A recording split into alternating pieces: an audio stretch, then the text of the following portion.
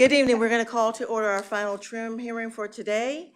Welcome to the Juvenile Welfare Board final public hearing for consideration and adoption of the FY23 millage rate and budget. The public hearing is being held in accordance with Chapter 200 of the Florida statutes. So we're going to go to action item 2A, and I will ask Ms. Laura Brock to proceed with the proposal for the FY23 final millage rate portion of her presentation. Thank you. Good evening. Yes, tonight we are here to look at two items, the millage rate for proposal for fiscal 23 as well as the budget. So we'll break this into two pieces. So here you see our budget timeline. Some of this is a little repetitive, but it zeroes in more on the applicable timing and dates that have just occurred. So August 22nd is when the property appraiser mailed the trim notices.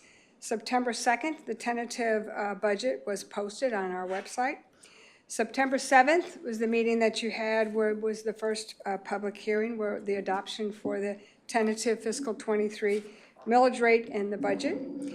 The ads were in the paper this past Sunday. If you happen to look through your newspaper and saw those, they were due to be in the paper on the 18th. I did look them up and I found them in there and everything was good to go, as well as several other jurisdictions that were posting their budgets. Today is the 21st, so we're here to have the second public hearing where we would adopt the final fiscal 23 millage rate and budget, and then that would become effective October 1, which is the beginning of our new fiscal year, and the budget workbook will be posted on our website at that time. So again, some repetitive slides, but just to talk about the millage rate history since we're focusing on the millage rate at this part of the meeting. So you can see that the millage rate had not changed since fiscal year 2013, but we are proposing a rolled back rate of 0.8508, which is actually in between the rollback rate and if we had kept the rate at the same level. So this, using that estimated amount, it would generate about a $3 increase in dollars paid for the taxpayer. And this information comes from the property appraiser's office. We don't have that information for 22. We tried to estimate it based on the household numbers of average home taxpayer values that we could find. So here's some history of the budgeted ad valorem and fund balance. So on the bar charts, you've seen two pieces here. You've got the solid numbers, and then you've got the grade numbers on top. And what this is demonstrating is the budgeted ad valorem revenue as well as the fund balance, which is in essence reappropriated for the next year. We utilize the prior fund balance as our beginning fund balance. And what you can see on the solid number is you can see the gradual increase with the ad valorem revenue monies going forward. The blue column would represent fiscal year 23, and even with the reduction in the millage rate to 0.8508, you're seeing a slight increase. We are proposing in our forecast that we would have that rate in place for 2 years, fiscal 23 and fiscal 24, and then consider going back to the old rate. But again, that's down the road that we would consider. The thing to point out here really on the slide is on the grayed out area, and that's the fund balance amount that gets carried over from year to year, which would represent the lapsed amount or the cushion that we might have going forward. And you can see that amount is decreasing, which means that we are consciously budgeting, utilizing the prior fund balance amounts in our programs and to be able to spend based and staying in line with our strategic plan. And that's in accordance with our reserves as far as the percentages that we need to have for any given year. The next slide is your ad valorem revenue adjusted for inflation, and you can see we've projected what the fiscal 23 amount would be, and you can see the change, which has kind of happened over the years. And for those of you, I think the feds came out today and announced what the increase in the rates were going to be. I believe it was 75 basis points is what we saw today. So we don't know what's happening in the horizon.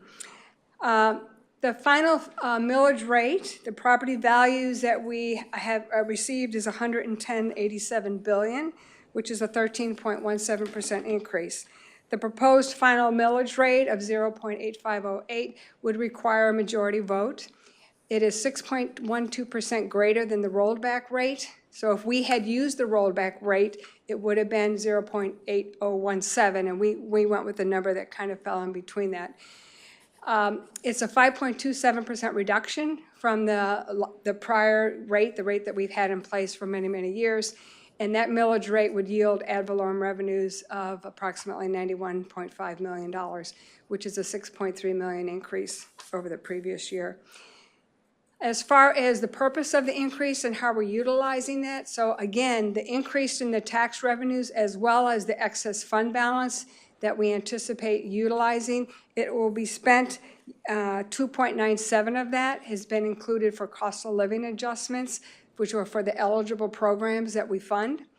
5.17 would go towards the workforce stabilization, and that's an effort that we are taking a very hard look at as far as allowing agencies to come forward with budgets and increases to that would help them to not have vacancies, to hire appropriate staff, not to be able to keep retention. So we rolled out workforce stabilization in this fiscal year, and we awarded approximately $2.2 million in funds.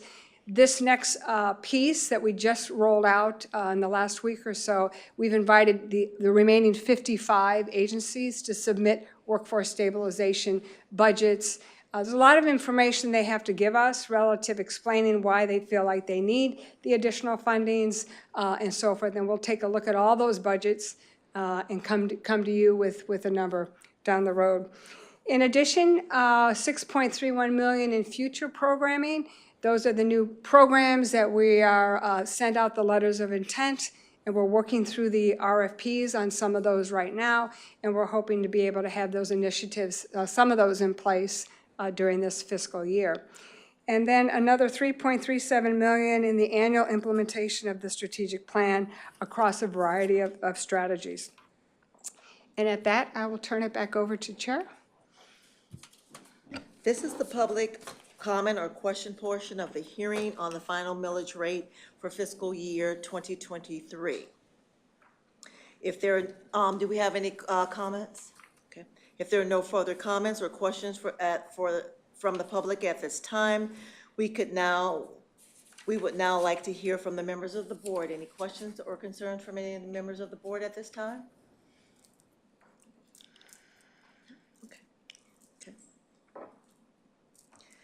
The only comment I would make is that we've certainly been reviewing this and participating in all of the discussions regarding the millage rate and for several months. And so I would just say to publicly is that we've endorsed the decisions that are about to be made tonight over a very long time and lots of deliberation.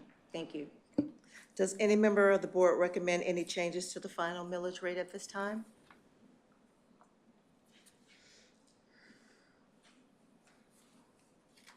The board must now consider the resolution to set the final millage rate. I will ask Beth Houghton to read the resolution regarding the FY23 final millage rate. Thank you. This is Resolution 23.03, a resolution of the Juvenile Welfare Board of Pinellas County, Florida, adopting the final levying of ad valorem taxes for Pinellas County for fiscal year 2023, providing for an effective date. Whereas the Juvenile Welfare Board of Pinellas County, Florida, on September 21st, adopted fiscal year final millage rate following a public hearing as required by Florida Statute 200.065, whereas the Juvenile Welfare Board of Pinellas County held a public hearing as required by Florida Statute 200.065, and whereas the gross taxable value for operating purposes not exempt from taxation within Pinellas County has been certified by the county property appraiser to the Juvenile Welfare Board as $110,870,536,125. Now therefore be it resolved by the Juvenile Welfare Board of Pinellas County, Florida, that the fiscal year 23 operating millage rate is 0.8508 mils, which is greater than the rollback rate of 0.8017 mils by 6.12%. This resolution shall take effect immediately upon its adoption. I now call for a motion and a second to adopt the FY23 final millage resolution. I will now ask Julia to call on each board member for their vote.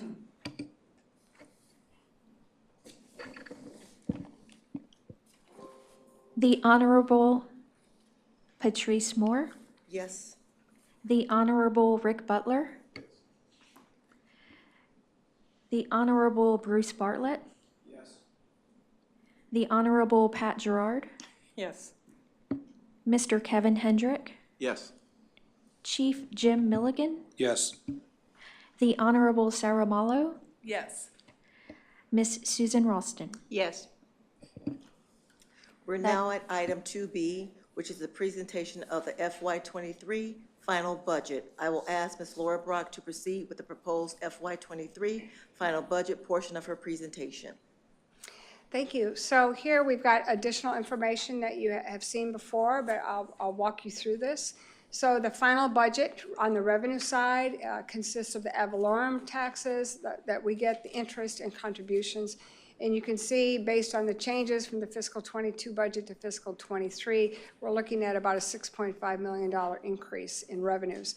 We have calculated the collection rate at 97%. If you remember, a couple years back, we reduced that to 95% because we felt like some taxpayers may be in the situation where they may not be able to pay those taxes, but we're back at the 97%. As far as the program expenditures, so we're looking at $97 million in program expenditures, which is up $16 million from the prior year. And you can see the line items where these increases are occurring. We have about a $5.9 million increase in the continuation. So those are all the existing programs that we currently fund. And this would be including the COLAs that we had put in those allocations. The workforce stabilization, as I mentioned a little earlier, that's been budgeted at $5.2 million. So that's the 55 programs that we've asked the agencies to respond. That's where we've kind of guesstimated that amount to be. The future programming would be for the new programs with the letters of intent and with the strategic plan that we're anticipating. And then the RFA for the capital technology. So our RFA, our request for award, would be $1.75 million. And then included in that 2.2 number is we have a rollover amount from the prior year. We had some agencies that were just unable to spend the capital money that we awarded them this last year due to supply chain issues or due to other issues. And we have recognized that, and we reached out to them and were able to carry over those amounts. We haven't done that in the past. In the past, we've told them if you haven't spent it by September 30, it goes away.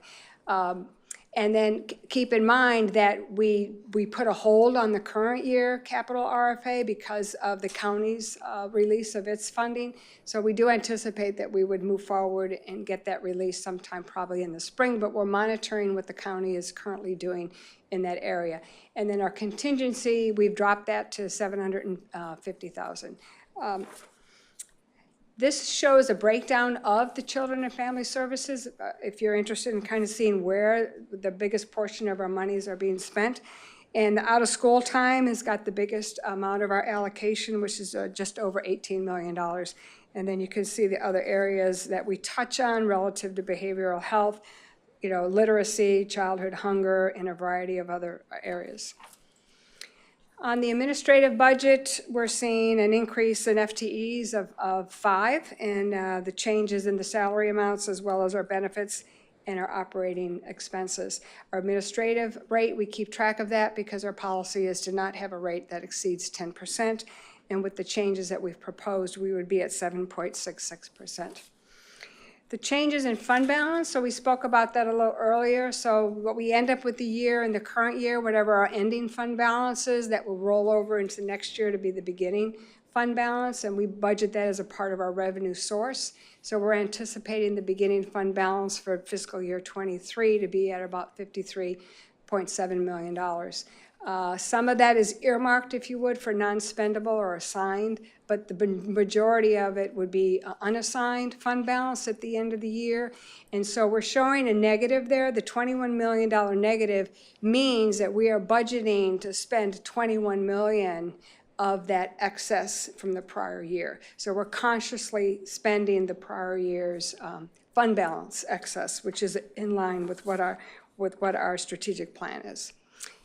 And I think that's the last slide. If there's any other questions, I'll turn it back over to the chair. This is the public comment or question portion of the hearing on the final budget for fiscal year '23. Do we have any comments? Okay. If there are no public comments at this time, I will call for a board discussion. Does any members of the board have any questions and/or comments at this time? Hearing none, does any member of the board recommend any changes to the final budget at this time? Hearing no comments at this time, the board must now consider the resolution to set forth the final budget. I will ask Beth Houghton to read the resolution regarding the FY '23 final budget. This is Resolution 23.04, a resolution of the Juvenile Welfare Board of Pinellas County, Florida, adopting the final budget for fiscal year 2023 and providing for an effective date.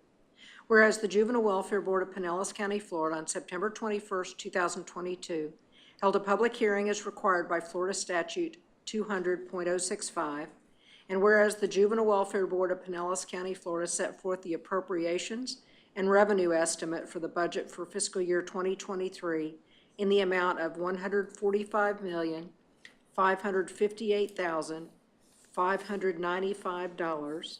Now therefore be it resolved by the Juvenile Welfare Board of Pinellas County, Florida, that the fiscal year 2023 final budget be adopted, and the resolution shall take effect immediately upon its adoption. At this time, I'll call for a motion and a second to adopt the FY '23 final budget resolution. Having been moved and seconded, I will now ask Julia to call on each board member for their vote. The Honorable Patrice Moore. Yes. The Honorable Rick Butler. The Honorable Bruce Bartlett. Yes. The Honorable Pat Gerard. Yes. Mr. Kevin Hendrick. Yes. Chief Jim Milligan. Yes. The Honorable Sarah Malo. Yes. Miss Susan Ralston. Yes. With that, unless the board members have any further comments, this will conclude the final public hearing for the FY '23 millage and budget. And at this time, I will entertain a motion. Yes, ma'am. Motion to adjourn.